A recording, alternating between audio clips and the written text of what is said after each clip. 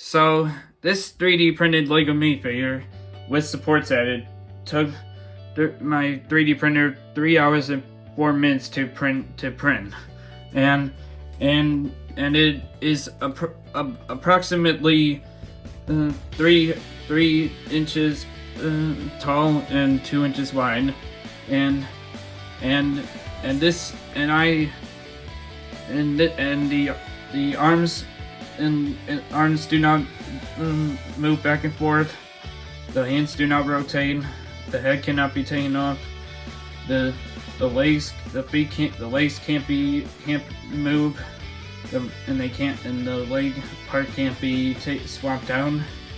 It is all of those parts are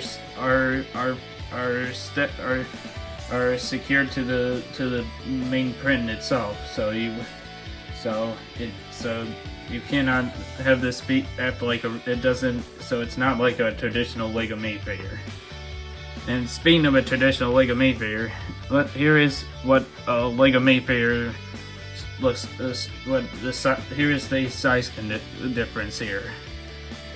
And as you can see, it's a bigger this 3D printed Lego minifigure is bigger than a traditional Lego minifigure.